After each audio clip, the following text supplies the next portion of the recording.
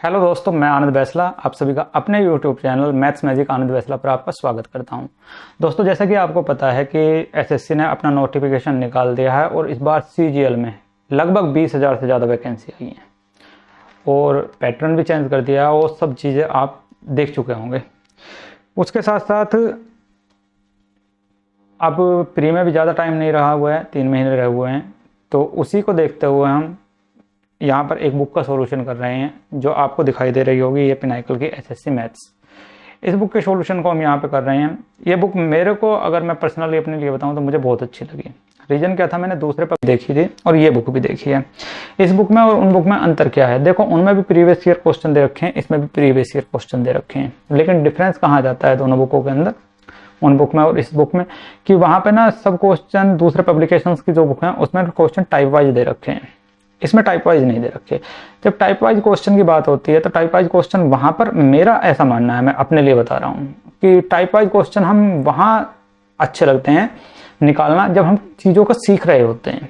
लेकिन जब हम चीज़ों को सीख चुके होते हैं उसके बाद जब हम प्रैक्टिस करते हैं तो वहाँ पर अगर रैंडमली क्वेश्चन आ जाए, कभी किसी टाइप का कभी किसी टाइप का, और इस टाइप से हम जो अपनी प्रैक्टिस करें तो मेरे हिसाब से वो प्रैक्टिस ज़्यादा अच्छी होती है।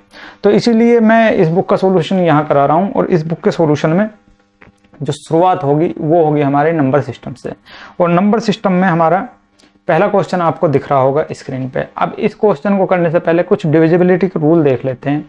डिविजिबिलिटी के रूल आप जानते ही होंगे कि 2 से कौन सी संख्या कटती है। अगर किसी भी इस संख्या का लास्ट डिजिट हमारी 2 से कट जाएगी तो वो 2 से कट जाएगी। 3 से डिजिट सम कर लेंगे, किसी भी संख्या का डिजिट सम कर लेंगे और अगर वो 3 से कट रहा है तो पूरी संख्या 3 से कट जाएगी। इस तरह से 4 से हो जाएगी कि अगर किसी भी संख्या के लास्ट के 2 अंक हमारे 4 से कट रहे हैं तो वो संख्या 4 से कट जाएगी। छोटी छोटी बातें हैं, अगर आप वनडे एग्जाम की तैयारी कर रहे हो तो ये चीज़ें आपको पता होंगी। 5 भी यही है कि लास्ट डिजिट अगर 5 से कट जाएगी तो वो संख्या 5 से कट जाएगी। 6 के लिए जो संख्या 2 और 3 से कट जाती है वो 6 से कट जाती है। 7 को भी स्किप कीजिए, 8 पे आ जाइए। और 8 के लिए आपको पता होगा कि किसी भी संख्या की अगर लास्ट की 3 डिजिट 8 से कट जाती हैं तो पूरी संख्या 8 से कट जाएगी। लेकिन यहाँ पर एक रूल मैं आपको बता रहा हूँ 8 के लिए, कि हम सिर्फ 2 डिजिट देखकर भी बता सकते हैं कि कोई संख्या 8 से कटेगी या नहीं कटेगी। तो 2 डिजिट देखकर हम कैसे बता सकते हैं वो आप एक बार देख लीजिए। जैसे मैं यहाँ पर एक नंबर लिख दूं 35725 ये कोई नंबर है। एक मैं दूसरा नंबर लिख देता हूं 347203448, एक ये नंबर है। इन 2 नंबर्स में हमें बताना है कि कौन सी संख्या 8 से कटेगी और कौन सी संख्या 8 से नहीं कटेगी। तो मैं बोल रहा था कि सिर्फ लास्ट की 2 डिजिट देखकर ही हम बता सकते हैं कि कोई संख्या 8 से कट सकती है या नहीं कट सकती है। जैसे मैं पहली संख्या की बात करने लगूं, लास्ट की 2 डिजिट क्या है हमारी 28, लेकिन तीसरी डिजिट क्या है हमारी 3। तो तीसरी सिर्फ हमें डिजिट देखनी है कि क्या है। जैसे हमने देखा कि तीसरी डिजिट क्या है 3, और 3 क्या है हमारा एक ओड नंबर। तो अगर किसी भी संख्या में तीसरी डिजिट हमारी ओड हो तो लास्ट 2 डिजिट में ना अपने पास से 4 जोड़ दो। तो जब 28 में 4 जोड़ेंगे तो 32 आ जाएगा। क्या 32 8 से कटता है? हाँ, तो ये संख्या भी 8 से कट जाएगी। अगर लास्ट की किसी भी नंबर में लास्ट की तीसरी डिजिट अगर ओड हो तो लास्ट 2 डिजिट में हम 4 जोड़ देंगे अपने पास से, और जो नया नंबर आएगा अगर वो 8 से कट रहा है तो पूरी संख्या 8 से कट जाएगी। अगर वो 8 से नहीं कट रहा है तो पूरी संख्या 8 से नहीं कटेगी। इसी तरह से यदि किसी नंबर में तीसरी डिजिट हमारी इवन हो, जैसे कि यहाँ पर है इवन है, तो फिर कुछ नहीं जोड़ना घटाना, सिर्फ लास्ट की 2 डिजिट देख लो। अगर लास्ट की 2 डिजिट हमारी 8 से कट गई तो पूरी संख्या 8 से कट जाएगी। तो यहाँ पर लास्ट 2 डिजिट 8 से कट रही है तो ये पूरी संख्या 8 से कट जाएगी। तो 8 के लिए रूल था कि हम देखकर बता सकते हैं कि कोई संख्या 8 से कट रही है या नहीं कट रही है, सिर्फ 2 डिजिट से। तीसरा, आपको 9 का पता ही होगा, डिजिट सम अगर 9 से कट जाएगा तो पूरी संख्या 9 से कट जाएगी। इसी तरह से 10 की बात करें तो यदि किसी नंबर के लास्ट में 0 है तो वो संख्या 10 से कट जाएगी। बात करते हैं 11 से। 11 से कौन सी संख्या कटेगी? तो 11 के लिए मैं कोई भी रैंडम नंबर लिख देता हूँ 7 5 3 2 1 7 5। इस तरह से मैंने कोई रैंडमली नंबर लिख दिए और हमें चेक करना है कि ये 7 से डिविजिबल 11 से डिविजिबल है या नहीं है। तो कुछ नहीं करना है भाई, दो दो के पेयर बना लो, दो दो डिजिट के। 7 का पेयर नहीं बनना है तो इसके सामने 0 लगा दो और इसको इस तरह से पेयर बना दो। अब या तो इस पेयर की लास्ट संख्या में से पहली संख्या घटा दो या पहली संख्या में से लास्ट संख्या घटा दो। इस तरह से घटाएंगे तो सारी संख्याओं में इधर से ही घटाना पड़ेगा। अगर इधर से घटा रहे हैं तो सब संख्याओं में इधर से ही घटाना पड़ेगा और उसका कर देंगे, जो भी डिफरेंस आएगा उन संख्याओं का कर देंगे सम। अगर वो सम हमारा 11 आ गया या 11 का कोई मल्टीपल आ गया तो वो संख्या 11 से कट जाएगी। 0 आ जाओ, 11 आ जाओ या 11 का कोई मल्टीपल आ जाओ तो वो संख्या 11 से कट जाएगी। और अगर सम हमारा 0, 11 या 11 का कोई मल्टीपल नहीं आया तो वो संख्या 11 से नहीं कटने वाली है। अब यहाँ पर मैं 5 में से 7 घटाऊं तो माइनस के 2, 1 में से 2 घटाऊं तो माइनस के 1, 3 में से 5 घटाएंगे तो माइनस के 2 और 7 में से 0 घटाएंगे तो 7। तो 2 और 2 4 और 1 5, 7 में से 5 जाएंगे तो आपके बच जाएंगे 2। तो 11 से कटने के लिए या तो 0 आना चाहिए था या 11 का कोई मल्टीपल, लेकिन यहाँ क्या आ गया है 2। तो इसका मतलब ये संख्या 11 से नहीं कटेगी। ये 11 के लिए रूल हो गया। इसके बाद आते हैं हम, एक कंबाइंड रूल है हमारा 7, 11 और 13 के लिए, उसको देख लेते हैं।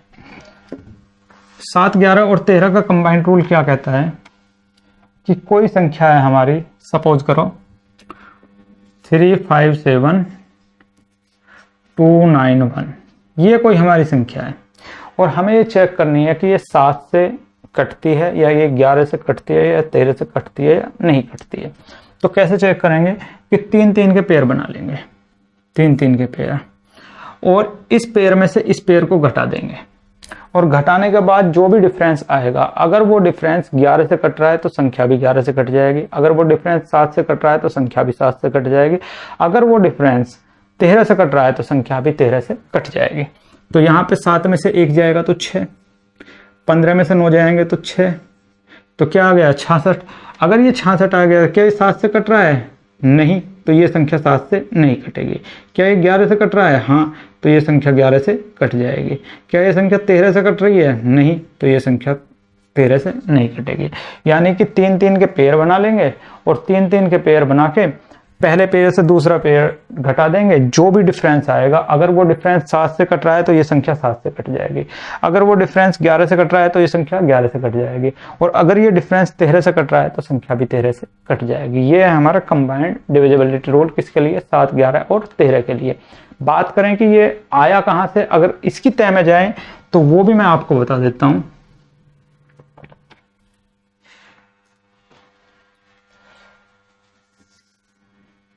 कि 7, 11 और 13 अगर इनका एलसीएम लें तो क्या आ जाएगा? 1001। 1001। इस 1001 को साथ अगर हम कोई भी, यानी 1001 हमारा 7 से भी कटेगा, 11 से भी कटेगा और 13 से भी कट जाएगा। तो 1001 का जो भी मल्टीपल होगा वो हमारा 7 से भी कटेगा, 11 से भी कटेगा और 13 से भी कटेगा। अब जैसे यहाँ पर इसको लिख लें हम, 1001 को क्या लिख सकते हैं? 1000 प्लस 1। अब इसमें मैं किसी भी संख्या से बाहर कोई भी मल्टीपल लगा दूं इसके साथ, मान लो मैं लगा देता हूं 146 ही लगा देता हूं। तो 146 की 1000 में होगी तो 146 के बाद 3 0 आ जाएंगी और प्लस 146 की 1 में मल्टीप्लाई होगी तो 146 आ जाएगी। जब इनको जोड़ेंगे तो आंसर आ जाएगा 146, 146 इस तरह से। तो कोई भी ऐसी संख्या जो 3-3 के पेयर से बनी हो, कोई भी ऐसी संख्या जो 3-3 के पेयर से बनी हो और वो एक जैसा ही पेयर हो, तो ऐसी संख्या हमेशा 7 से भी कटेगी, 11 से भी कटेगी और 13 से भी कटेगी। और इसका रीजन यही है कि अगर मैं इसको वापस लेके चलूं तो मैं इसको लिख सकता हूं 146,000 प्लस 146। इसको मैं इस तरह से भी लिख सकता हूं और यहां से 146 कॉमन आ जाएगा तो अंदर आ जाएगा हमारा 1001। और 1001 हमारा किससे कटता है? 7 से भी कटता है, 11 से भी कटता है और 13 से भी कटता है। इसलिए ये संख्या भी 7, 11 और 13 से कट जाएगी। तो कोई भी ऐसी संख्या जिसमें 3-3 के पेयर रिपीटेड हो, ऐसी संख्या हमेशा 7 से भी कटेगी, 11 से भी कटेगी और 13 से भी कटेगी। ये हमारा क्या है? कंबाइंड डिविजिबिलिटी रूल है। अब आते हैं क्वेश्चन नंबर 1 पे जो आपको दिखाई दे रहा है। यहां से हम क्वेश्चन करना शुरू करते हैं अपने।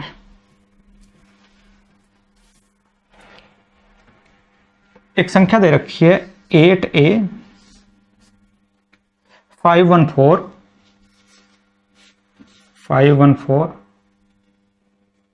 6B और ये बोल रखा है कि 88 से डिविजिबल है।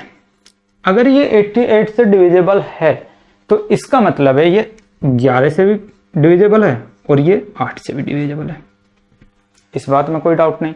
अगर ये 11 से डिविजिबल है ये संख्या, तो इनके जो डिफरेंस आएगा वो या तो 0 के इक्वल हो या 11 के इक्वल हो या 11 के किसी मल्टीपल के इक्वल हो।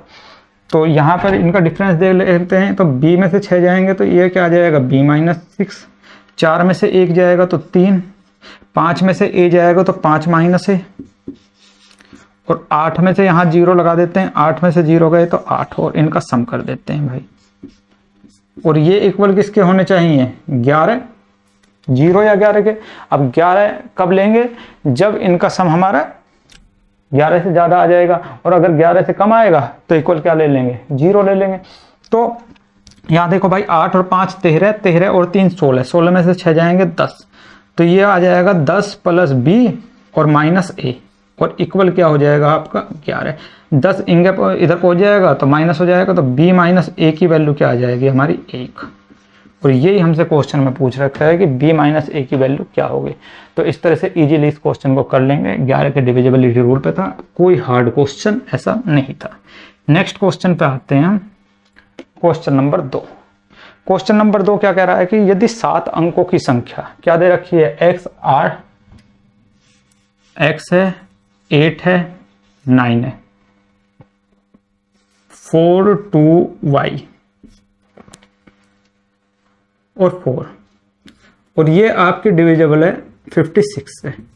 अब अगर दोस्त एक बात बताओ, अगर ये 56 से डिविजिबल है तो मैं कह सकता हूं कि ये 8 से भी डिवाइड होगी और ये 7 से भी डिवाइड होगी। तो ये 7 से भी डिवाइड है और ये 8 से भी डिवाइड है। अभी मैंने आपको कंबाइंड डिविजिबिलिटी का रूल बताया था कि 7 से कौन सी संख्या डिवाइड होंगी, 3-3 के पेयर बना लेंगे, उनका डिफरेंस देख लेंगे। अगर उनका डिफरेंस 7 से डिविजिबल है तो वो संख्या 7 से डिवाइड हो जाएगी। तो इसके डिफरेंस को 7 से डिविजिबल होना ही पड़ेगा।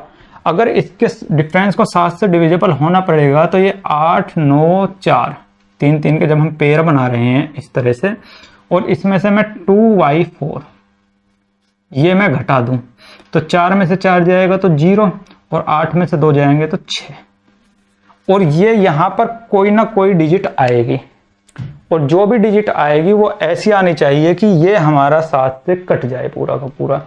अब ये 7 से कब कट सकता है? अगर मैं यहाँ 1 रख दूं तो 7 से कटेगा क्या? नहीं कटेगा। 2 रख दूं तो कटेगा? नहीं कटेगा। जैसे ही मैं 3 रखूंगा तो ये संख्या 7 से कट जाएगी, यानी कि इसमें से इसको माइनस करने के बाद 630 आएगा, तो ही ये पेयर यहाँ तक का पेयर 7 से कटेगा। और हमें 7 से काटना ही काटना है, क्योंकि ये 56 से कट रही है तो 7 से तो इसको कटना ही होगा। तो यहाँ से मैं कह सकता हूँ कि 4 में से 4 गए 0, 9 में से क्या घटाऊं कि 3 आ जाए, तो y की वैल्यू क्या आ जाएगी? 6।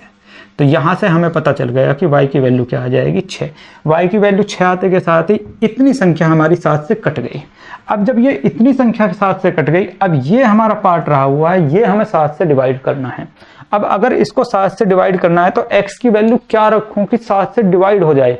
तो एक तो हो सकता है कि मैं x की वैल्यू 0 रख दूं, क्योंकि 0 7 से डिवाइड हो जाती है। लेकिन जैसे ही मैं यहाँ 0 रखूंगा तो ये 6 अंक की संख्या रह जाएगी, जबकि पेपर में दे रखा है, क्वेश्चन में दे रखा है कि संख्या क्या होनी चाहिए हमारी? 7 अंकों की होनी चाहिए। तो 0 तो नहीं रख सकता, तो x की जगह और मैं ऐसा क्या रख दूं कि वो 7 से कट जाए? तो 7 से 7 ही कट सकता है, तो x की वैल्यू क्या आ जाएगी हमारी? यहाँ से 7 आ जाएगी।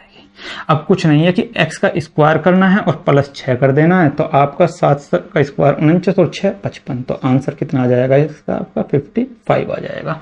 तो ऑप्शन नंबर सी यहाँ पर इसके लिए ठीक हो जाएगा।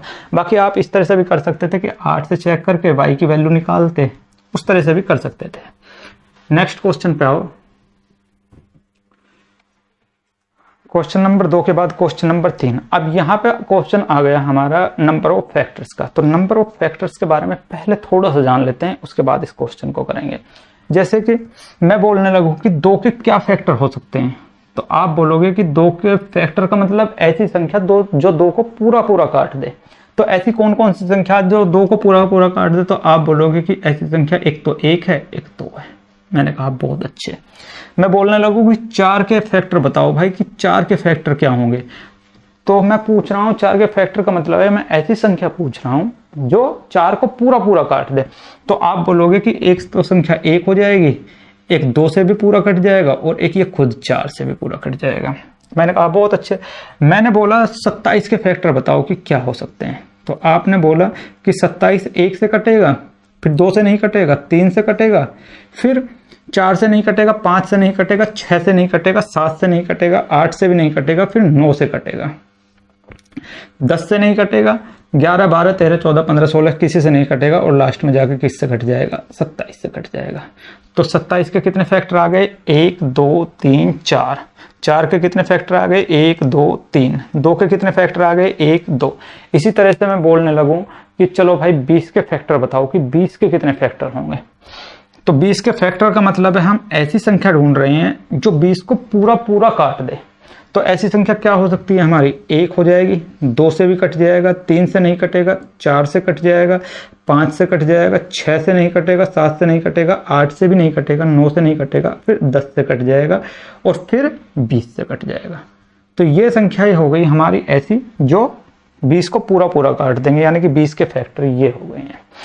अब कोई ऐसा ट्रिक हो जिससे हम डायरेक्टली बता सकें, इस तरह से ना निकाल के हम, अब जैसे कि हमसे पूछने लगे कि 3600 के फैक्टर बताओ भाई कौन कौन से होंगे, यानी कि 3600 ऐसी संख्याएं बताओ जिनसे 3600 पूरी पूरी कट जाए, ऐसी कितनी संख्या है। तो यहाँ तो छोटी संख्या थी, हमने बता दिया, लेकिन जब बड़ी संख्या आ जाएगी तो हम नहीं बता पाएंगे कि कितने फैक्टर हैं, बहुत टाइम लगेगा। तो इसको किस तरह से हम सोल्व करते हैं इस टाइप के क्वेश्चन को?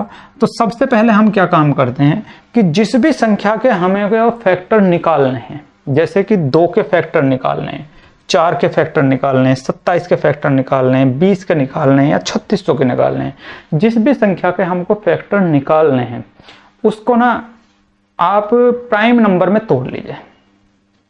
प्राइम नंबर कौन से होते हैं? ऐसे नंबर जो खुद से कट जाएं और 1 से कटें, ठीक है ना। ऐसे हर नंबर को क्या बोल देंगे? Prime number.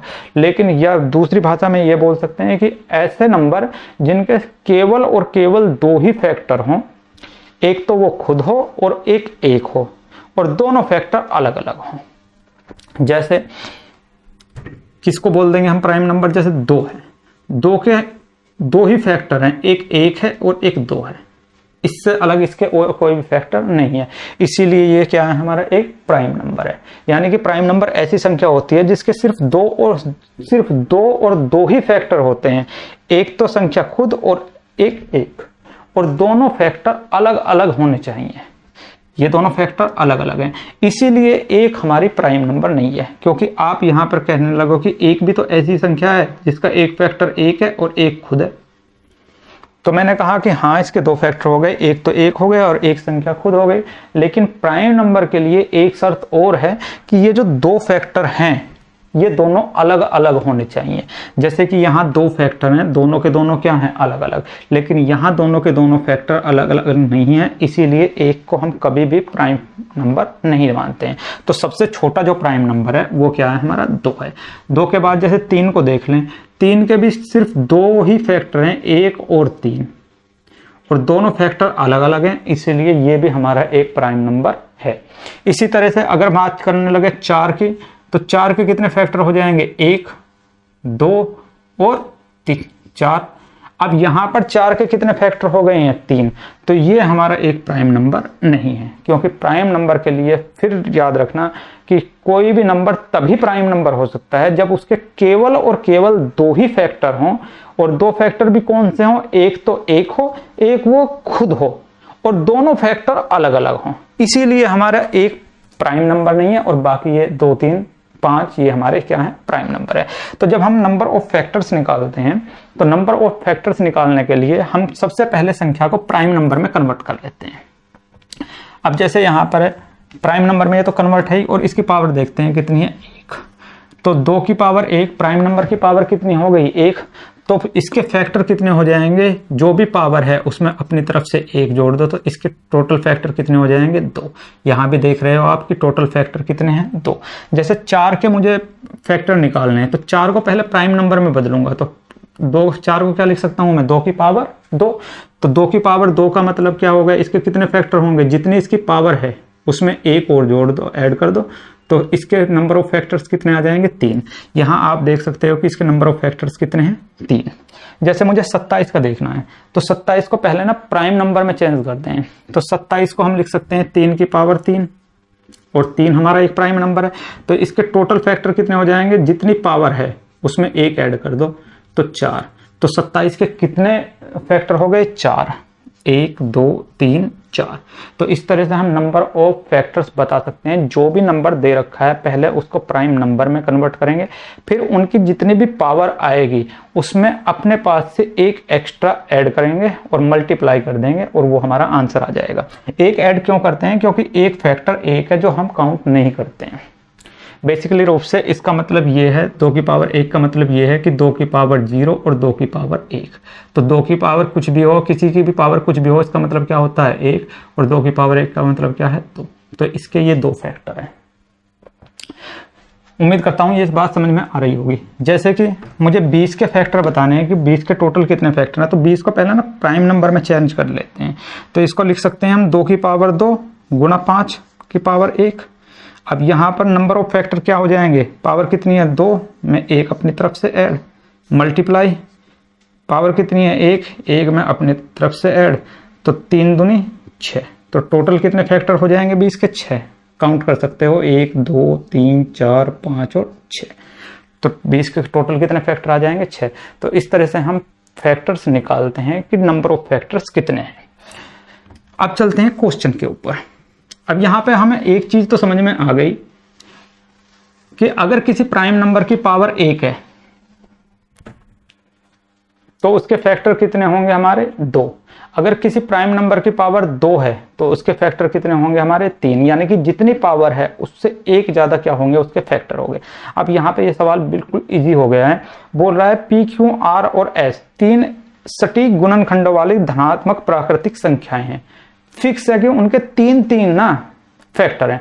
अब 3 फैक्टर हैं तो अभी मैंने बताया है कि 3 फैक्टर कब हो सकते हैं, किसी भी संख्या के 3 फैक्टर तब हो सकते हैं जब वो किसी प्राइम नंबर का स्क्वायर हो।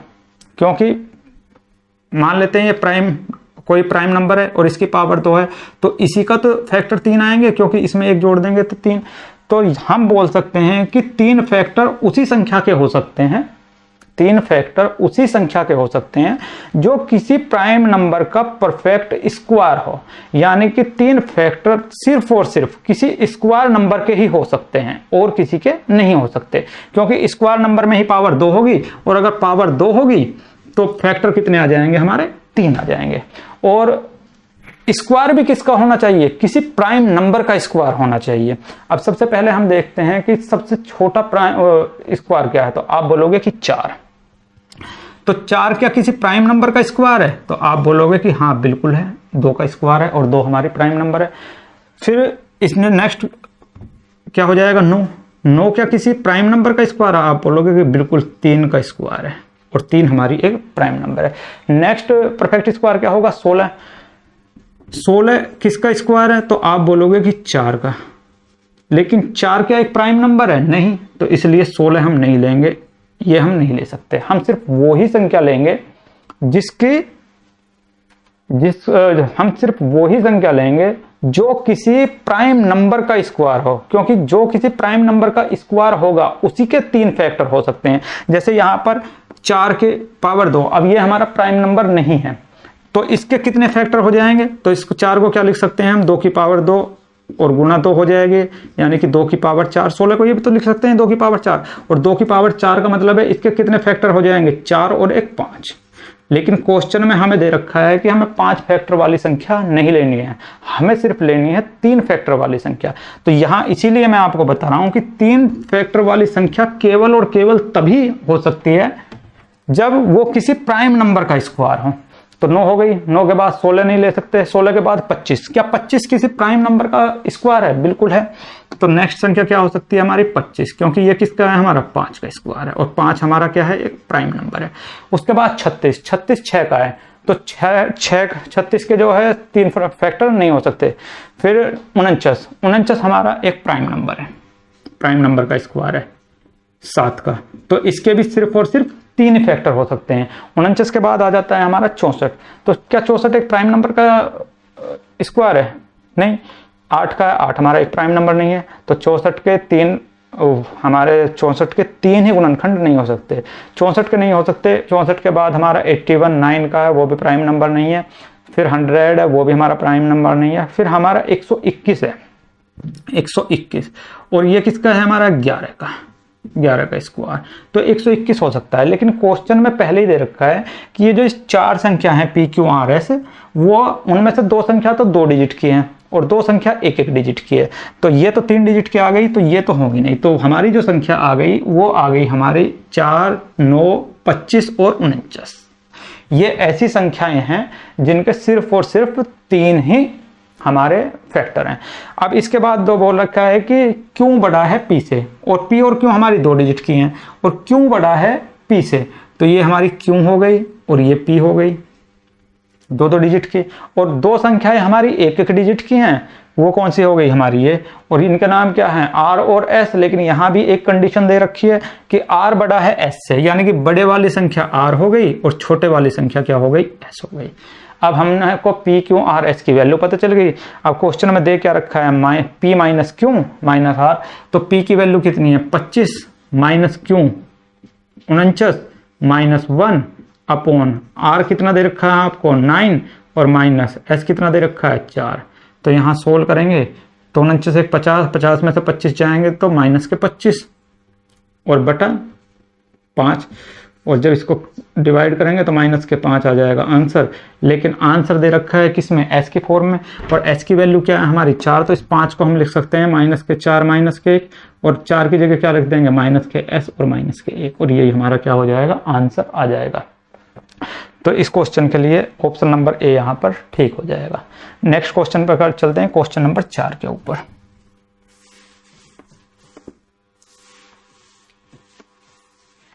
चार में क्या बोल रहा है, 6 अंकों की संख्या है 5 3 7 5 3 7 XY और 5, ये कोई संख्या है, और बोल रहा है कि ये 125 से पूरी की पूरी डिविजिबल है। अब आपको पता होना चाहिए कि अगर 5 की पावर 1 है, डिविजिबिलिटी रूल 5 के लिए क्या होता है, तो अगर किसी संख्या के लास्ट में का डिजिट 5 से डिवाइड होती है, लास्ट डिजिट, तो वो संख्या 5 से कट जाएगी। अगर किसी संख्या के लास्ट की 2 डिजिट, पावर 1 है तो लास्ट डिजिट देखेंगे, पावर 2 है तो 2 डिजिट देखेंगे लास्ट की, अगर वो पूरी पूरी कट जाती हैं 5 स्क्वायर का मतलब 25 से, तो वो पूरी संख्या भी 25 से कट जाएगी। इसी तरह से 5 की पावर 3, ये क्या होता है 125, तो यदि किसी संख्या के लास्ट की 3 डिजिट 125 से कट जाएंगे तो वो पूरी संख्या 125 से कट जाएगी। अब क्वेश्चन में बोल रखा है कि ये 125 से पूरी की पूरी कटती है। अगर पूरी की पूरी कटती है तो इसका मतलब कि ये 3 डिजिट भी 125 से कटेंगे। अब अगर ये 125 से कटेंगे तो ये 125 के मल्टीपल होंगे। अब 125 के मल्टीपल क्या होंगे, या तो 125 हो, या 250 हो, या 375 हो, या 500 हो आपका, या 625, 750 और 875, क्योंकि फिर 1000 आ जाएगा, संख्या आगे बढ़ जाएगी। अब ये सारे पॉसिबल नंबर हो सकते हैं जो यहाँ पर आ सकते हैं इन 3 डिजिट के स्थान पर, लेकिन इन 3 डिजिट में भी हमें पता है कि लास्ट में सिर्फ वही डिजिट लेनी है जिनके लास्ट में क्या हो 5। तो इसको नहीं रख सकते, इसको नहीं रख सकते, इसको नहीं रख सकते, तो कितने नंबर रख सकते हैं 1 2 3 और 4। तो यहाँ पर 4 ही मान पॉसिबल हैं। अगर इन 4 में से किसी को भी रख देंगे तो ये 125 से डिविजिबल हो जाएंगे, यानी कि ऑप्शन नंबर ए यहाँ पर ठीक हो जाएगा 4 के लिए। क्वेश्चन नंबर 5 देखते हैं।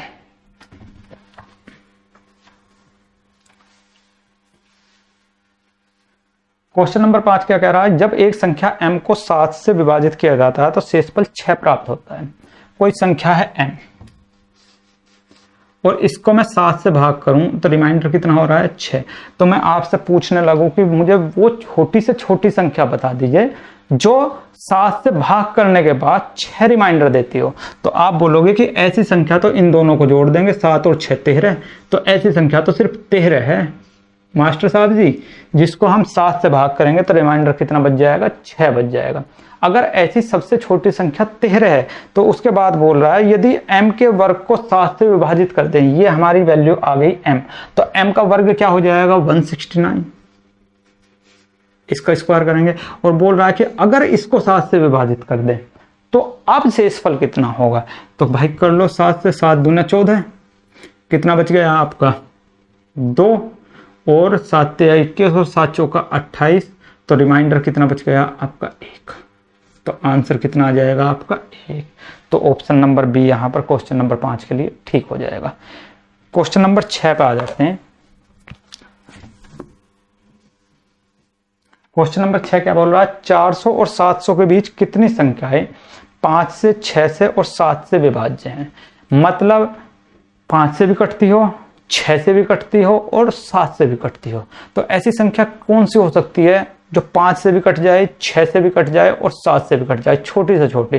तो सीधी सी बात है वो इनका एलसीएम होगी। तो एलसीएम 5, 6 और 7 का कितना हो जाएगा, 6 × 5 = 30 और 7 × 21 = 210। तो वो छोटी से छोटी संख्या क्या हो जाएगी 210 हो जाएगी, जो 5 से भी कट जाएगी, 6 से भी कट जाएगी और 7 से भी कट जाएगी। अब पूछ रहा है कि 400 और 700 के बीच में कितनी संख्याएं हैं ऐसी। तो 400 से पूछ रहा है तो 400 से भाग कर 400 को भाग कर देते हैं भाई 210 से। कितनी बार चलेगी, तो आप बोलोगे कि एक बार। जितनी बार पूरी जा रही है उतनी बार ठीक है, जो रिमाइंडर बच गया उसको छोड़ दो। तो 400 तक सिर्फ एक ही संख्या है जो 210 से कट जाएगी।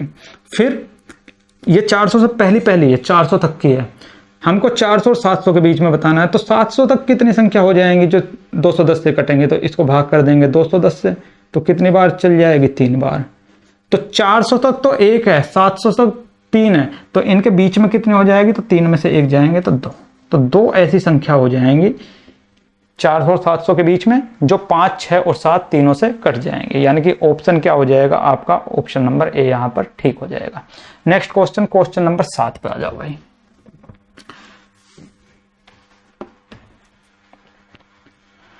देखते हैं क्वेश्चन नंबर 7 क्या बोल रहा है कि एक धनात्मक संख्या और उसके व्युत्क्रम के बीच का अंतर 175/144 बढ़ जाता है। कोई संख्या मान लेते हैं x और इसका रेसिप्रोकल क्या हो जाएगा फिर 1/x, और इनका डिफरेंस कितना बढ़ जाता है 175/144। 175/144 कब बढ़ता है, जब संख्या में 20% की वृद्धि कर दी जाती है। तो अगर संख्या में 20% की वृद्धि कर देंगे, 20% का मतलब आपका क्या होता है, फ्रैक्शन में चेंज करें तो 1/5, यानी कि अगर संख्या 5 है तो 1 की वृद्धि होकर कितनी हो जाएगी 6x, यानी कि संख्या क्या हो जाएगी 6x, और इसका रेसिप्रोकल क्या हो जाएगा 1/6x। ये इतना बढ़ जाता है भाई, ये संख्या और /5 सॉरी, ये इतना आपका बढ़ जाता है, संख्या इतनी बढ़ जाती है।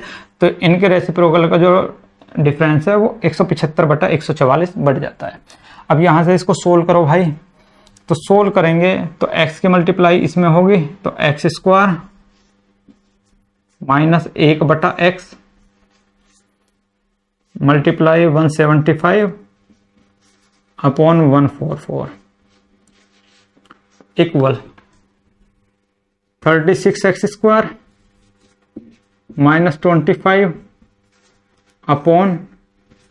25/36x। सोल्व होकर ये आ जाएगा।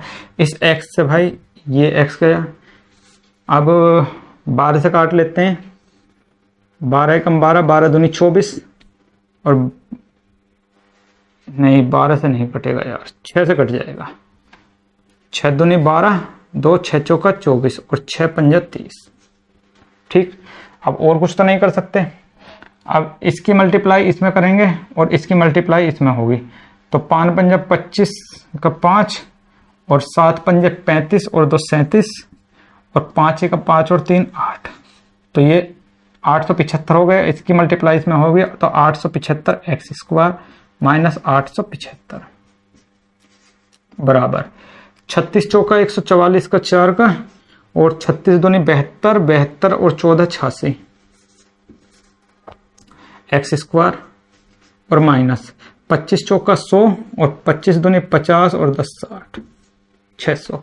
अब इसको इधर लेके आते हैं, इसको इधर, तो 875 में से 864 जाएंगे तो 11 एक्स स्क्वायर बराबर 875 में से 600 जाएंगे तो 275। 11 से काट लो, 11 दूनी 22, 5 11 पंजे 55, यानी कि एक्स स्क्वायर की वैल्यू 25 है तो एक्स की वैल्यू कितनी आ जाएगी 5। तो आंसर क्या हो जाएगा आपका 5, यानी कि ऑप्शन नंबर डी यहां पर ठीक हो जाएगा। नेक्स्ट क्वेश्चन पे आ जाओ भाई।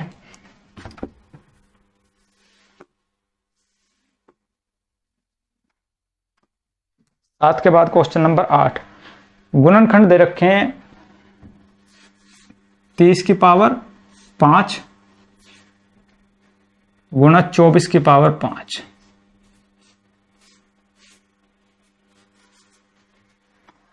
अभाज्य गुणनखंडों की संख्या ज्ञात करनी है कि अभाज्य गुणनखंड कितने हैं।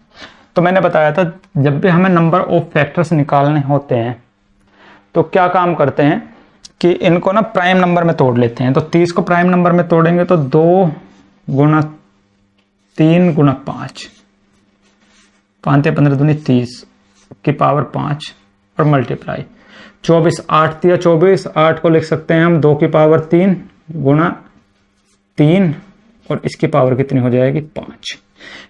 अंदर मल्टीप्लाई होगी तो 2 की पावर 5 गुणा 3 की पावर 5 गुणा 5 की पावर 5 गुणा 3 2 की पावर 5 या 15 और मल्टीप्लाई 3 के पावर 5 एकम 5।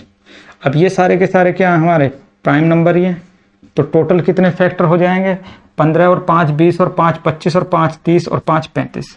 तो सिर्फ प्राइम फैक्टर कितने हो जाएंगे हमारे 35 हो जाएंगे। तो ऑप्शन नंबर बी यहां पर ठीक हो जाएगा। क्वेश्चन नंबर 9 पे आ जाओ भाई।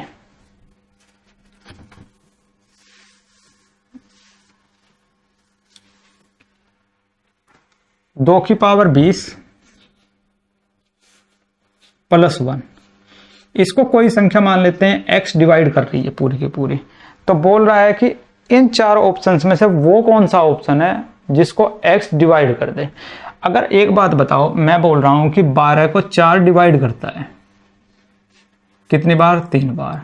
तो इसका मतलब क्या है कि 12 के जितने भी मल्टीपल होंगे वो 24 हो 36 हो 48 हो 100 ऑन, इसी तरह से कितने भी मल्टीपल होंगे उसको भी 4 डिवाइड करेगा।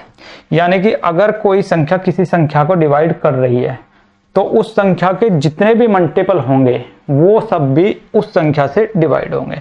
तो अगर x इसको डिवाइड कर रही है, कोई संख्या मान लेते हैं x है जो इसको डिवाइड कर रही है, तो इसके जितने भी मल्टीपल होंगे वो सब भी इससे डिवाइड होंगे। अब इसके मल्टीपल हैं कितने, तो यहां देख रहे हैं कि 2 की पावर 20।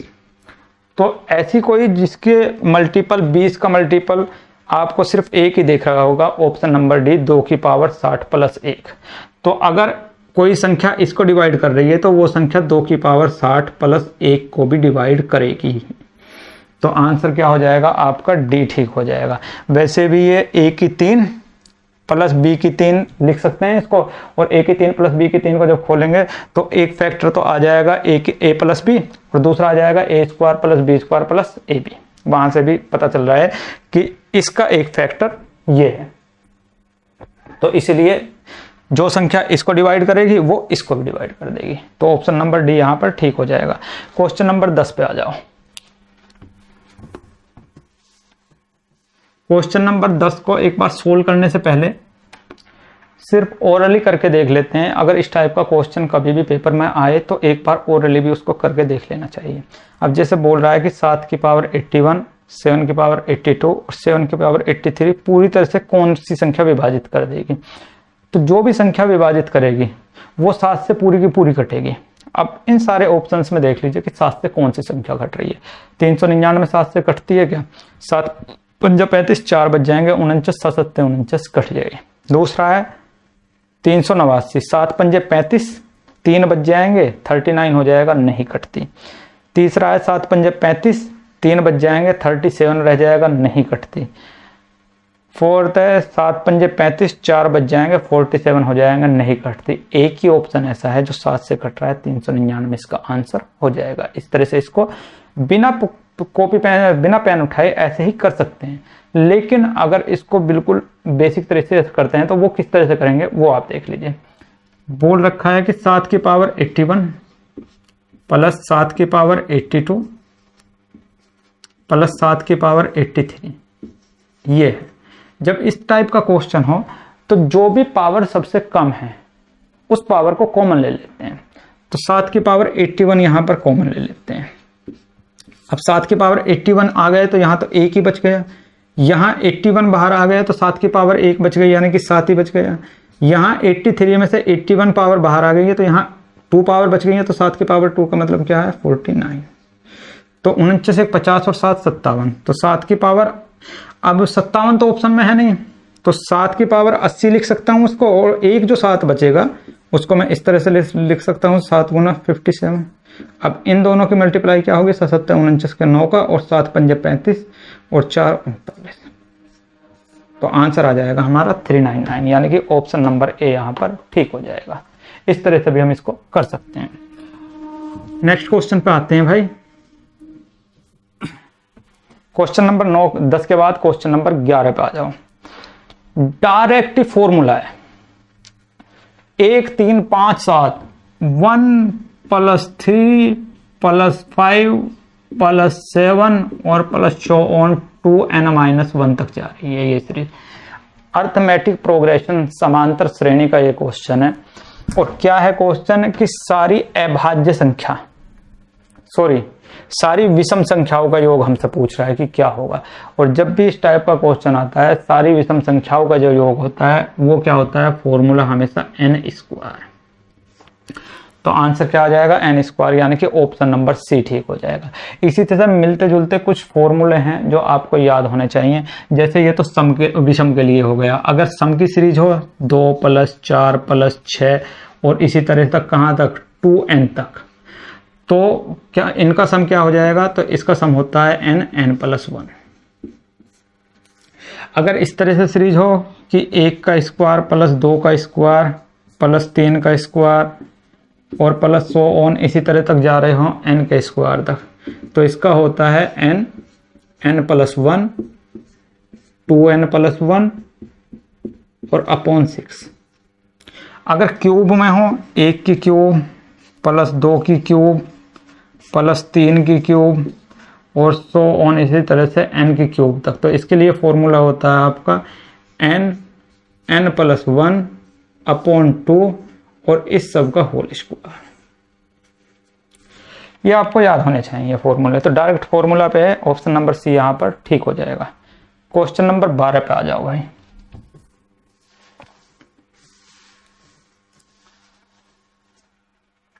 जब 200 को किसी धनात्मक पूर्णांक x से भाग दिया जाता है तो शेषफल 8 आता है, तो x के कितने मान हैं।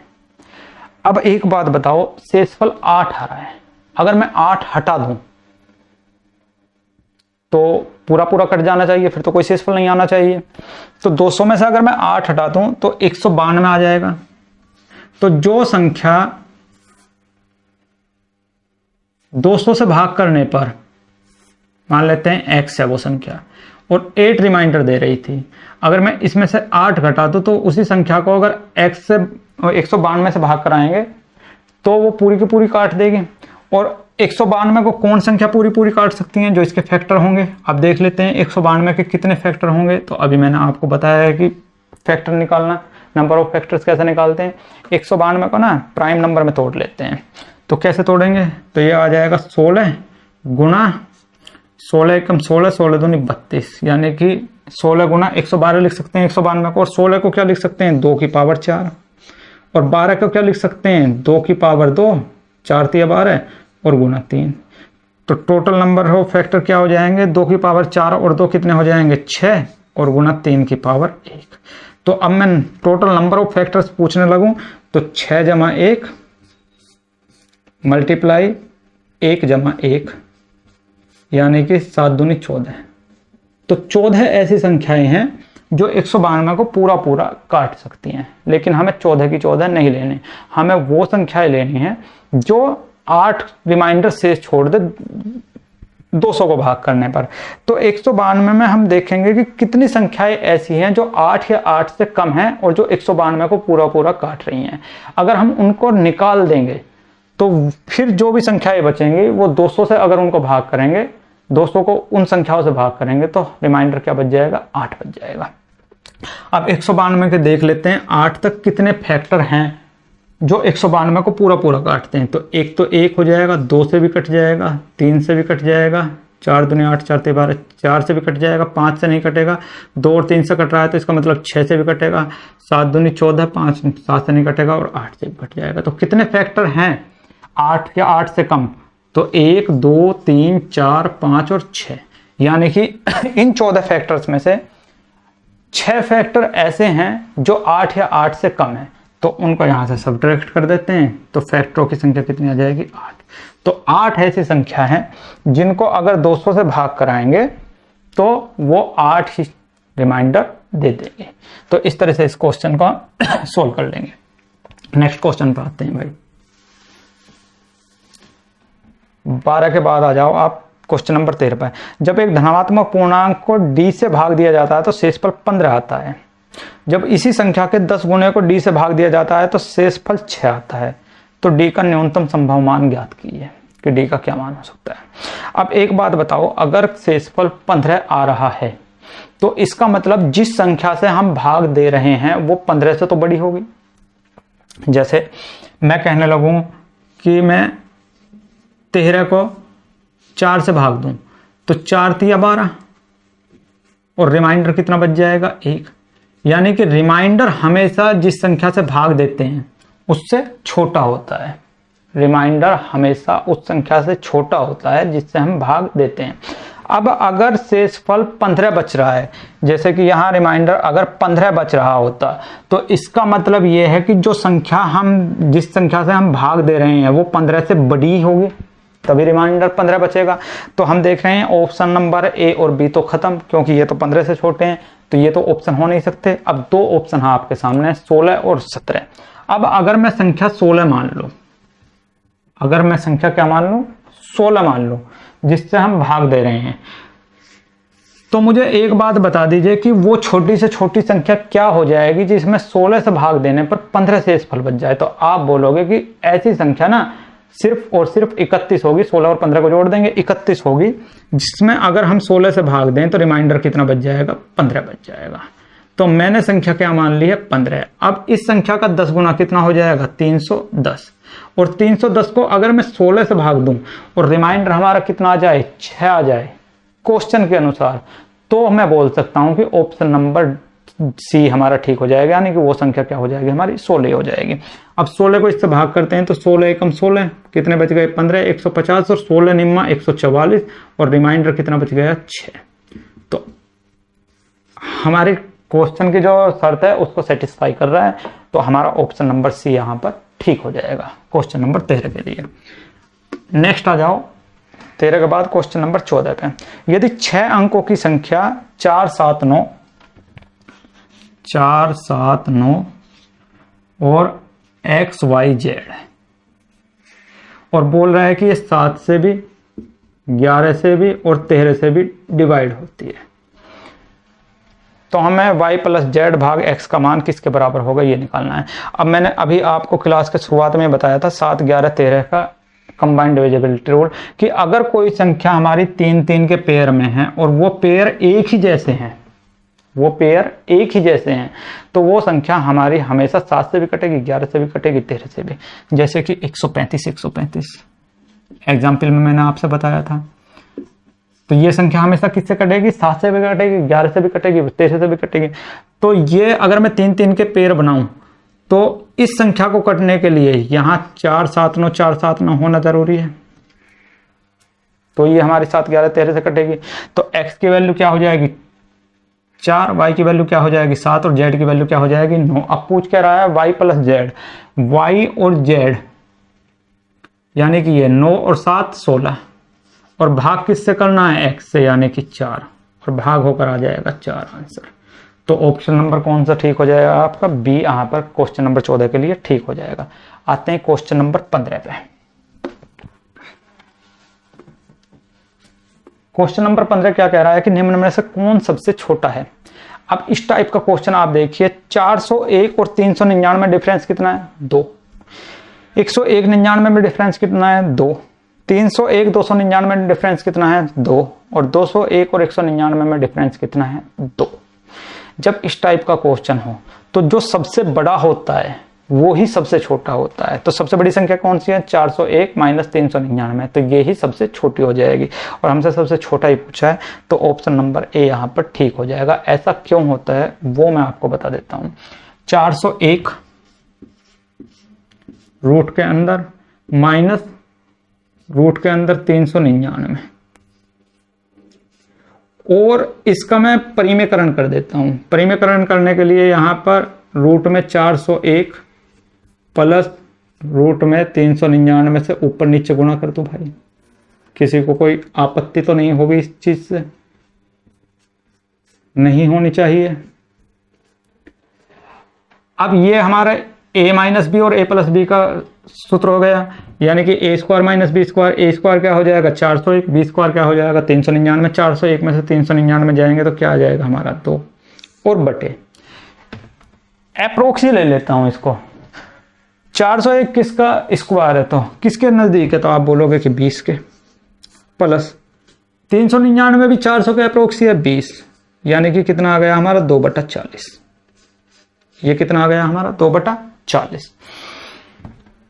दूसरे को देखो तो 101 और 99 में भी डिफरेंस कितना आएगा 2 और नीचे क्या आ जाएगा 101 का स्क्वायर कितना होगा 10, 99 का भी कितना मान लेते हैं 10, तो 10 और 10 20।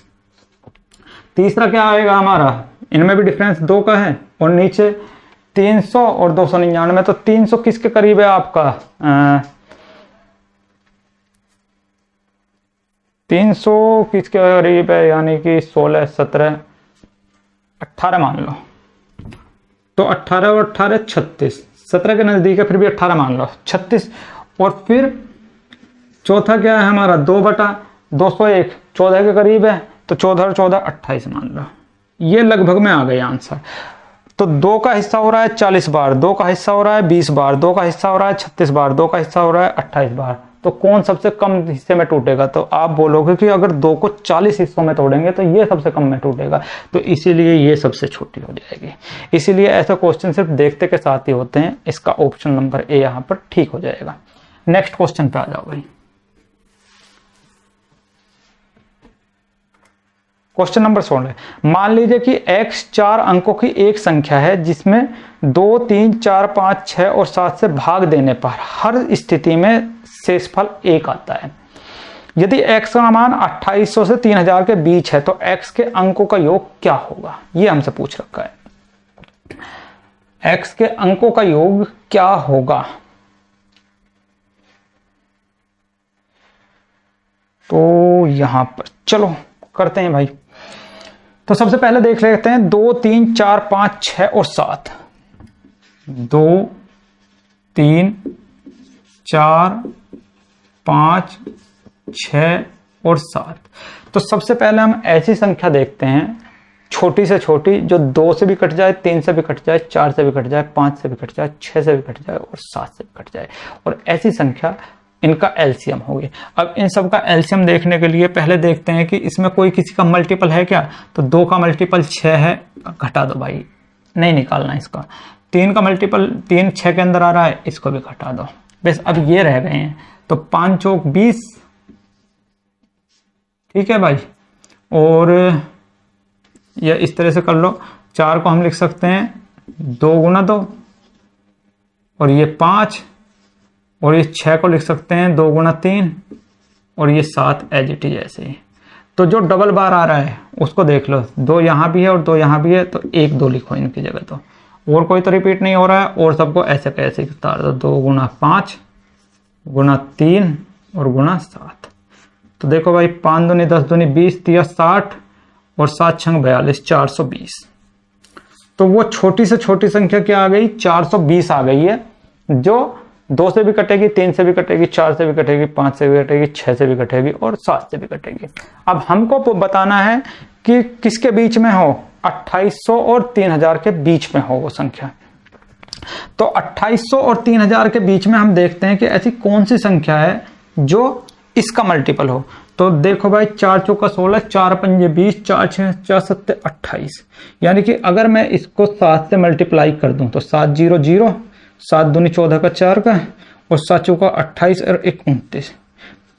तो 2800 और 3000 के बीच सिर्फ एक ये ऐसी संख्या आई है, 420 का 7 बार मल्टीपल, ये एक ऐसी संख्या आ गई जो इन सभी संख्याओं से कट जाएगी। लेकिन बोल रहा है हमें ऐसी संख्या नहीं चाहिए, हमें ऐसी संख्या चाहिए जो एक शेष भी देती हो। तो ये पूरी पूरी कट रही है, तो इसमें अगर मैं एक जोड़ दूंगा तो हमेशा शेषफल 1 आएगा। तो 2941 ये आपका शेष आ जाएगा, यानी कि संख्या ये आ गई। और अब बोल रहा है कि इनके अंकों का योग हमको बताना है कि इनके अंकों का योग कितना होगा। तो देखो भाई अंकों का योग कितना हो जाएगा, 9 और 2 11, 11 और 4 15 और 1 16। तो अंकों का योग कितना आ गया, 16। तो आपका 16 आंसर ठीक हो जाएगा, यानी कि ऑप्शन नंबर बी यहाँ पर ठीक हो जाएगा। ठीक है, बाकी बाई ऑप्शन भी कर सकते थे, लेकिन एक ऑप्शन में जाके यहाँ पे फंस जाते। जैसे कि इसने बोल रखा था कि 3 से पूरी पूरी कट रही है। अब जो संख्या 3 से पूरी पूरी कटेगी, ठीक है ना, तो और एक शेष दे रही है, तो उसके डिजिट सम भी 3 से हमेशा एक शेष देगा। तो 15 तो पूरा पूरा कट रहा है, ये नहीं हो सकता था। 16 में 3 पंजे 15 पूरा कट गया, शेष एक आ रहा था, ये आंसर हो सकता था। 12 पूरा पूरा कट गया 3 से, ये नहीं हो सकता था। लेकिन जैसे ही 13 आया तो यहाँ भी शेषफल 1 बच रहा है, इसलिए यहाँ पर हम डिजिट सम का इस्तेमाल नहीं कर सकते थे। इसलिए इसी तरह से यह पूरा क्वेश्चन हो सकता था। उम्मीद करता हूँ समझ में आया होगा। नेक्स्ट क्वेश्चन पे आते हैं भाई, 16 के बाद आ जाते हैं 17 पे। यदि 4749 560 5601 और 7092 में से प्रत्येक को सबसे बड़ी संख्या संभव संख्या डी से भाग देने पर आर शेषफल आता है।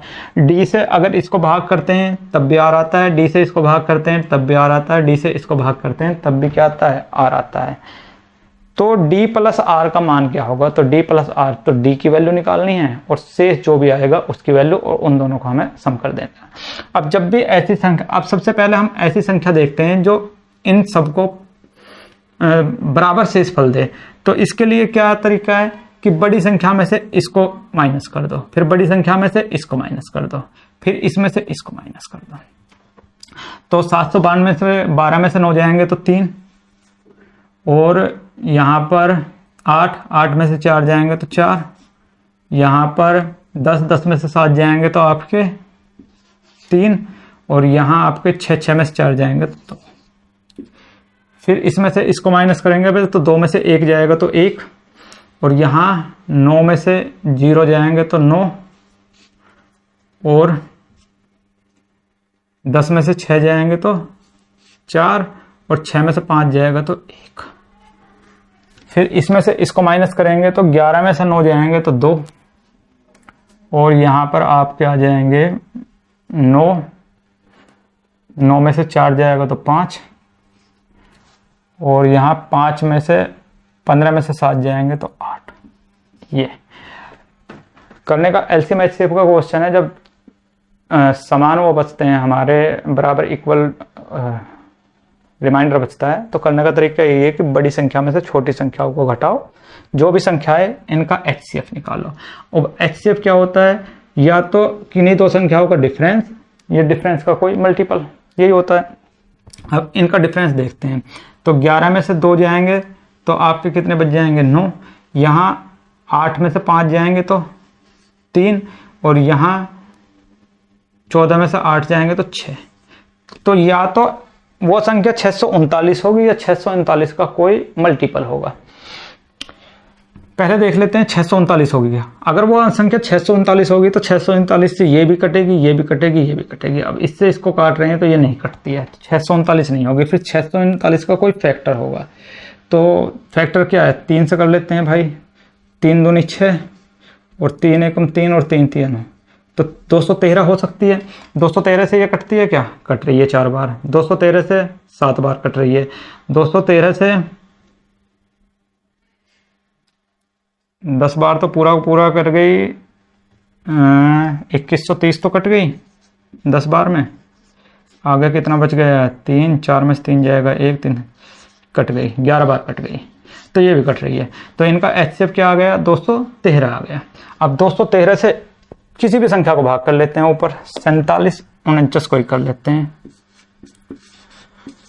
D की वैल्यू तो 213 आ गई है, R की वैल्यू निकालनी है तो 213 से भाग करो भाई। तो 213 दूनी 426, 14 में से 6 जाएंगे तो 8, और यहाँ 6 में से 2 जाएंगे तो 4, उतार लेंगे 9, तो फिर से दूनी ही चल जाएगी 426 ही, और 9 में से 6 जाएंगे तो 3, और 8 में से 2 जाएंगे तो 6, तो रिमाइंडर कितना बच गया, 63। D की वैल्यू ये है, रिमाइंडर ये है, तो इनको जोड़ दो भाई, यही पूछ रहा है D + R। तो 3 और 3 6, 6 और 1 7 और 2, तो आंसर आ जाएगा आपका 276, यानी कि ऑप्शन नंबर ए यहाँ पर ठीक हो जाएगा। करने का तरीका इसका यही होगा, जब भी क्वेश्चन इस तरह का आए कि 3 संख्या दे रखी है, 4 संख्या दे रखी है, और बोले आपसे कि किसी संख्या से भाग करने पर वो समान शेषफल देती हैं, तो वो संख्या बताइए कि वो संख्या क्या होगी। तो करने का तरीका यही होता है, HCF का क्वेश्चन है कि बड़ी संख्या में से छोटी संख्या घटाते हैं, जो भी डिफरेंस आएगा फिर उनका LCM निकाल लेंगे। उस LCM से अगर HCF निकाल लेंगे, वो HCF ही वो संख्या होगी जो इनमें भाग करने पर समान शेषफल देगी। तो HCF क्या आ गया हमारा, 213 आ गया। 213 से जब हमने इनको भाग किया तो रिमाइंडर कितना आ गया, 63। हमसे ये पूछ रहा था कि जो वो संख्या है और जो रिमाइंडर है उनका सम हमसे पूछ रहा है, तो क्या आ जाएगा, 276 आ जाएगा। तो इस तरह से ये क्वेश्चन हो जाएगा। HCF का क्वेश्चन था, इजीली हम इसको इस तरह से कर सकते हैं। क्वेश्चन नंबर 18, क्वेश्चन नंबर 18 और आप देखिए क्वेश्चन नंबर 19, दोनों एक ही टाइप के क्वेश्चन हैं।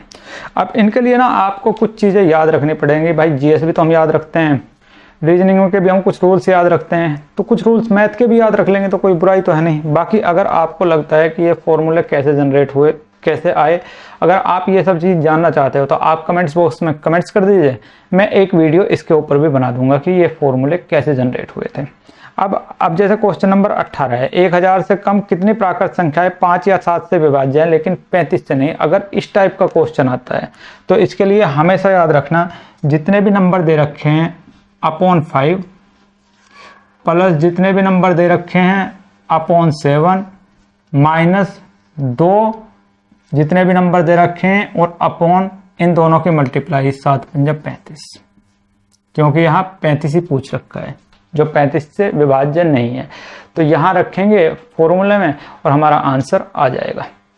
जैसे 1000 से कम, तो 1000 से कम कितने होंगे, 999। तो नंबर कितने हो जाएंगे हमारे, 999 बटे 5, क्योंकि 5 से कटने चाहिए, प्लस 999 बटा 7 माइनस 2 गुना 999 और बटा 35। अगर आपको लगता है कि हमें ये जानना है कि ये फॉर्मूला बना कैसे, तो आप मुझे बता दीजिए कमेंट्स बॉक्स में, मैं आपको एक वीडियो में ये सब बता दूंगा कि कैसे ये फॉर्मूला जनरेट हुआ है। बाकी अगर इस तरह से क्वेश्चन दे रखा है कि किन्हीं दो संख्याओं से विभाज्य हो लेकिन उनकी गुणा से जो संख्या बन रही है उससे विभाज्य ना हो, ऐसी कितनी संख्याएं हैं, तो यहाँ डायरेक्ट हम इस तरह से इस क्वेश्चन को कर सकते हैं। तो 5 से इसको काट देंगे तो 5 एकम 5, 4 पानी में 45, 4 पानी में 45 जमा 7 से काटेंगे तो 7 एकम 7, 2 बच जाएंगे, 7 चौका 28, 1 7 दूनी 14 माइनस 2 गुना 35 दूनी 70, 299, 35 8 280 और 28 दूनी 56। डायरेक्ट मैं इसको लिख देता हूँ यहाँ पे कितना, 56। तो जोड़ो भाई, 9 और 2 11 का, 1 का 9 और 4 13 और 1 14, 1 और 1 2 और 1 3 और -56। तो 11 में से 6 जाएंगे आपके 5 और यहाँ आपके बच जाएंगे 13 में से 5 जाएंगे आपके 8 और ये 2। तो आंसर आ जाएगा आपका 285 इस क्वेश्चन के लिए, यानी कि ऑप्शन नंबर ए यहाँ पर ठीक हो जाएगा। मैं फिर बोल रहा हूँ, अगर ये फॉर्मूला जानने हैं कि कैसे बने हैं, कमेंट्स बॉक्स में कमेंट्स कर देना, एक वीडियो में सेपरेट इन्हीं पर बना दूंगा। नेक्स्ट क्वेश्चन आपका आ जाएगा, उसको देख लीजिए। अब इसमें क्या था, 18 नंबर क्वेश्चन और 19 नंबर क्वेश्चन में डिफरेंस क्या है, यहाँ पर 5 और 7 से विभाज्य हैं, लेकिन इनकी जो गुणा से संख्या बनी है 35, उससे विभाज्य नहीं है। लेकिन 19 में आप देखिए 3 या 4 से तो विभाज्य हैं, लेकिन 5 से नहीं है। यहाँ पर थोड़ा सा चेंज हो गया। चेंज क्या हुआ है कि पहले में 7 और 5 की मल्टीप्लाई दे रखी थी, 35 से विभाज्य नहीं था, लेकिन यहाँ 4 और 3 की मल्टीप्लाई तो 12 है। तो ऐसा इस टाइप का तो क्वेश्चन है नहीं, यहाँ तो 5 दे दिया। तो इस टाइप के लिए किस तरह से करेंगे, फॉर्मूला याद रखना है, n बटे जो भी संख्या दे रखी है जिससे भी भाग करना है, जैसे कि 3 प्लस n दूसरे वाली संख्या जिससे भाग करना है यानी कि 4 माइनस n बटे इन दोनों की मल्टीप्लाई 4 तिया 12 माइनस n अपॉन 5 से भाग नहीं होना चाहिए, 5 और इसकी मल्टीप्लाई 5 तिया 15 माइनस n अपॉन 5 और 4 की मल्टीप्लाई 20 प्लस n अपॉन 5 और 4 और 3 की मल्टीप्लाई 5 और 20 थी 60, ये 60 यहाँ पर प्लस करना है। ये फॉर्मूला हो जाएगा इसके लिए। कैसे बना बता दूंगा अगर आप जानना चाहते हैं तो।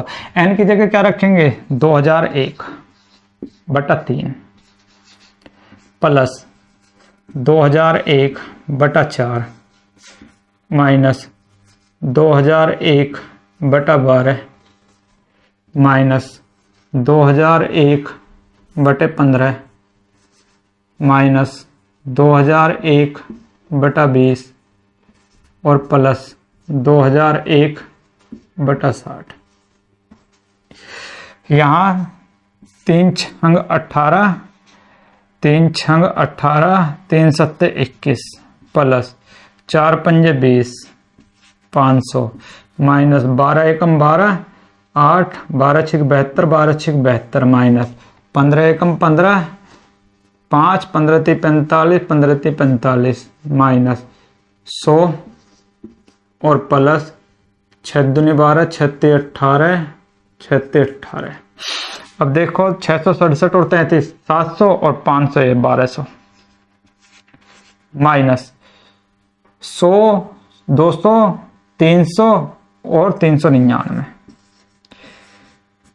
तो 10 में से 9 जाएगा तो 1, 9 में से 9 जाएंगे तो 0, 11 में से 3 जाएंगे तो 8। तो आंसर आ गया 801, यानी कि ऑप्शन नंबर भी यहाँ पर ठीक हो जाएगा। आ जाते हैं नेक्स्ट क्वेश्चन पे।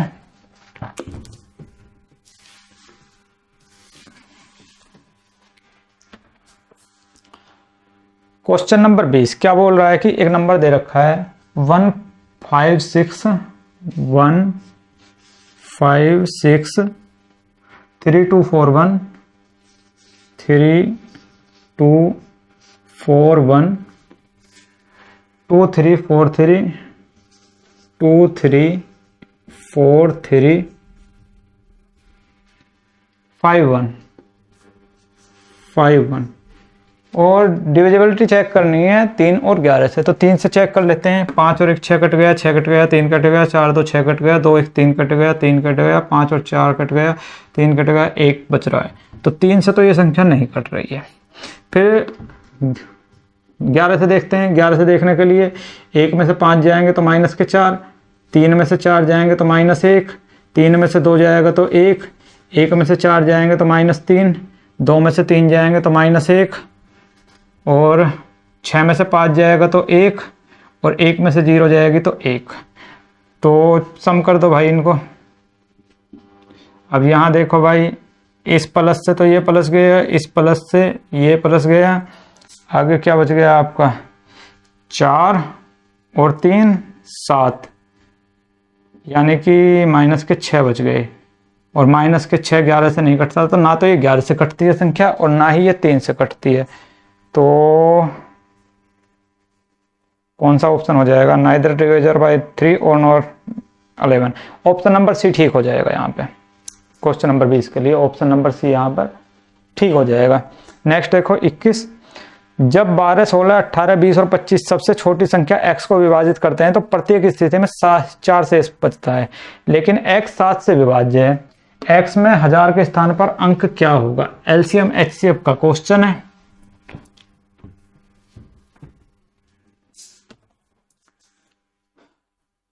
क्वेश्चन नंबर 21 क्या बोल रहा है? 12, 16, 18, 20 और 25 सबसे छोटी संख्या x को विभाजित करते हैं तो प्रत्येक स्थिति में शेष 4 बचता है, लेकिन x 7 से विभाज्य है। x में 1000 के स्थान पर अंक क्या है?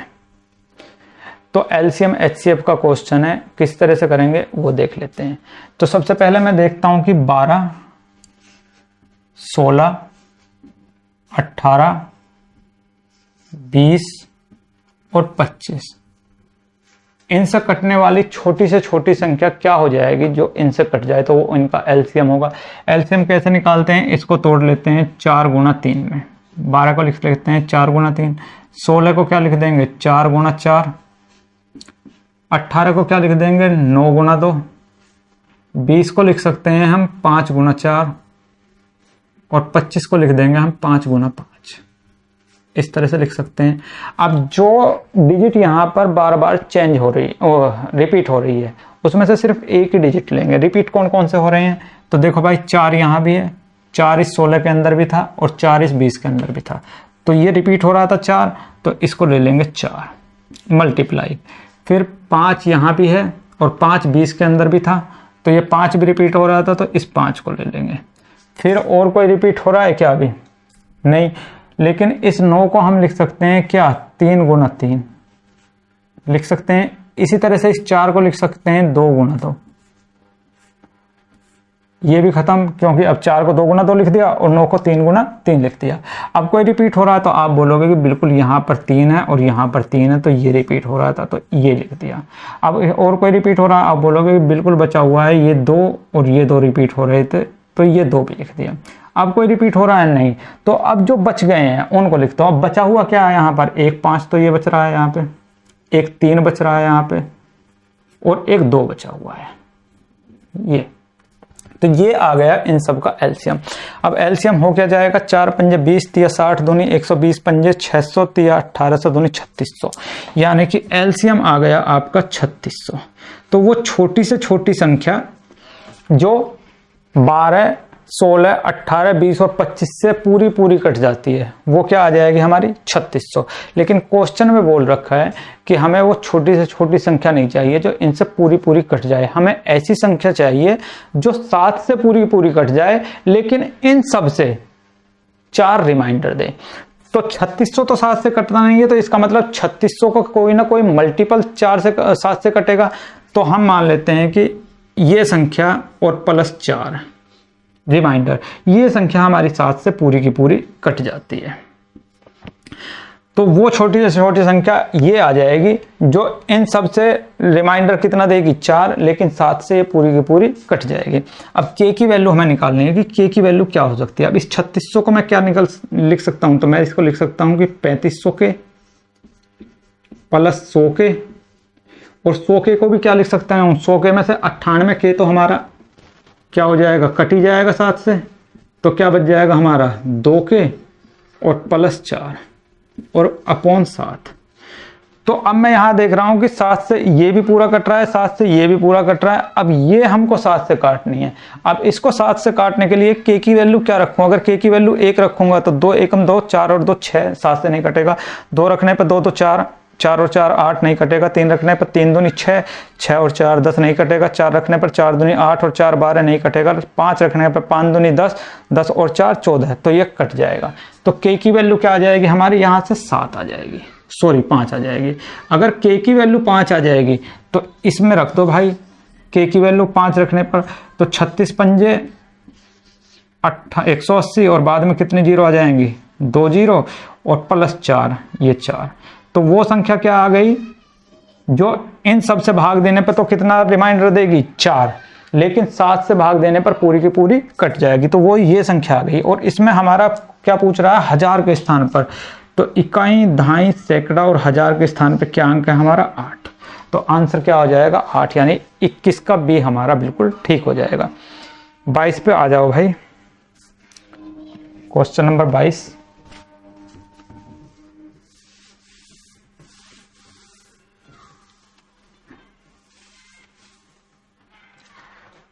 आठ की पावर 2 के प्लस 5 की पावर 2 के बोल रहा है कि गुणनखंडों में से एक को ज्ञात करो यदि जहां k एक विषम संख्या है। अगर k एक विषम संख्या तो हमारी चॉइस है, हम कोई सी भी विषम संख्या रख सकते हैं।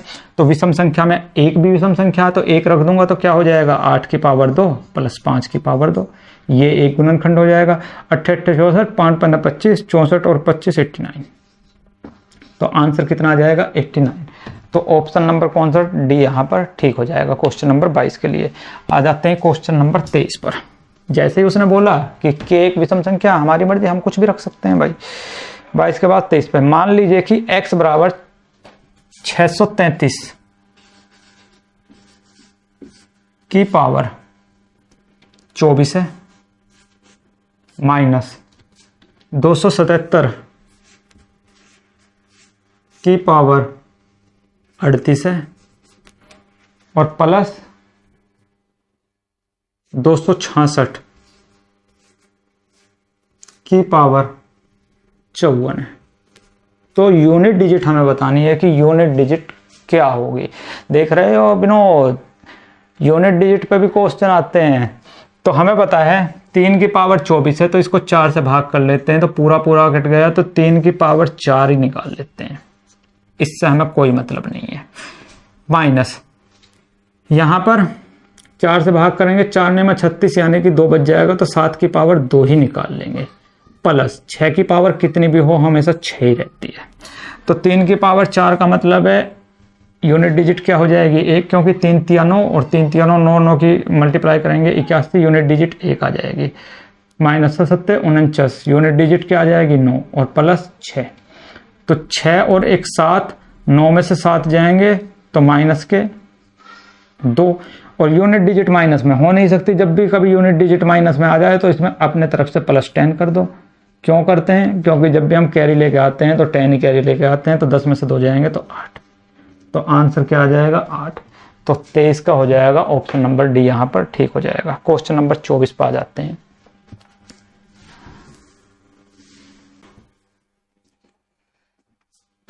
क्वेश्चन नंबर 24 देखते हैं, क्या बोल रहा है कि 2 अंकों की एक संख्या के अंकों का योग उस संख्या का 1/7 है। अगर 2 अंकों की कोई संख्या है तो अंक मान लेते हैं, एक अंक a है और एक अंक क्या है हमारा b। अब अगर इनसे मिलकर कोई संख्या बन रही है तो क्या बन सकती है हमारी 10a जमा b, सबको पता है इस तरह से संख्या बन जाएगी। अब बोल रहा है कि 2 अंकों की एक संख्या के अंकों का योग, अंक क्या है a और b, इनका योग जो है वो संख्या का यानी कि 10a जमा b का कितना है 1/7 है। और फिर दे रखा है कि इकाई का अंक दहाई के अंक से 4 कम है, यानी कि a माइनस b की वैल्यू कितनी दे रखी है आपको 4 दे रखी है। मल्टीप्लाई करो भाई, 7a plus 7b equal 10a plus b। अब इधर लेके जाएंगे, इसको इधर लेके आएंगे तो 10 में से 7 जाएंगे तो 3a बराबर 7 में से b जाएगा तो 6b। तो a अपॉन b की जो वैल्यू आ जाएगी वो कितनी आ जाएगी 2/1। रेशो कितने आ जाएंगे 2/1, यानी कि a अगर 2 है तो b कितना है 1। तो इनका डिफरेंस कितना आ जाएगा, तो आप बोलोगे कि 1 यूनिट और 1 यूनिट की वैल्यू कितनी दे रखी है 4, तो a की वैल्यू क्या आ जाएगी 8 और b की वैल्यू क्या आ जाएगी 4। तो अगर मैं संख्या बोलने लगूँ कि संख्या क्या बन जाएगी, तो a की जगह जब 8 रखेंगे तो 80 और b की जगह 4, तो यानी कि संख्या बन जाएगी कितनी 84। संख्या कितनी बन गई हमारी 84। अब बोल रहा है कि 84 को पलटने के बाद अगर इसको पलटेंगे तो कितनी बन जाएगी हमारी 48, और इसको 7 से अगर डिवाइड करें तो शेषफल क्या होगा, तो 7 छंगा 42, तो कितना शेषफल आ जाएगा 6। तो ऑप्शन नंबर कौन सा ठीक हो जाएगा? डी यहाँ पर ठीक हो जाएगा। तो 24 के लिए ऑप्शन नंबर डी ठीक हो गया। क्वेश्चन नंबर 25, 3600 के गुणनखंडों की संख्या बतानी है कि टोटल कितने गुणनखंड है। अब जैसे ही हमने 3600 देखा, अब 3600 के गुणनखंड करने से पहले एक चीज और देख लीजिए कि अगर 10 है तो इसको 2 गुना 5 लिख सकते हैं। अगर 100 है तो 2 की पावर 2 गुना 5 की पावर 2 लिख सकते हैं। यानी कि जितनी भी जीरो होती हैं उतनी ही 2 की पावर और 5 की पावर हो जाती हैं। यहाँ 1 जीरो थी तो 2 की पावर 1, 5 की पावर 1। यहाँ 2 जीरो थी तो 2 की पावर 2, 5 की पावर 2। अगर पावर 3 हो, जीरो 3 होगी तो 2 की पावर 3, पावर 5 की पावर 3 हो जाएंगी। तो यहाँ पर 3600 के हमें गुणनखंड करने हैं, तो 3600 को लिख सकते हैं हम 36 गुना 100। 36 गुना 100। अब 36 क्या होता है? 9 चौक 36, यानी कि 3 का स्क्वायर जमा 2 का स्क्वायर। और 100 का क्या आ जाएगा? अभी मैंने बताई थी 2 जीरो हैं तो 2 की पावर 2 और 5 की पावर 2 मल्टीप्लाई में। तो टोटल आ जाएंगे हमारी 2 की पावर कितनी आ गई? 4, 3 की पावर कितनी हो गई? 2 और 5 की पावर कितनी हो गई? 2। जब भी हमें गुणनखंडों की संख्या निकालनी होती है तो संख्या को क्या करते हैं? प्राइम नंबर्स में हम तोड़ लेते हैं। तो यहाँ हमने ये प्राइम नंबर्स में तोड़ ली। अब गुणनखंडों की संख्या क्या हो जाएगी? 4 जमा 1 मल्टीप्लाई 2 जमा 1 मल्टीप्लाई 2 जमा 1, तो 5 या 15 दूनी 30। यही हो जाएगी ना भाई, 5 गुना 3 गुना 3, सॉरी, तो 5 या 15 थी 45। तो गुणनखंडों की संख्या कितनी आ जाएगी आपकी? 45। यानी कि ऑप्शन नंबर ए यहाँ पर ठीक हो जाएगा। तो इस तरह से हमने इस वीडियो में आज इस बुक के 25 क्वेश्चन किए थे। मिलते हैं कल, तब तक के लिए टेक केयर, बाय बाय दोस्तों।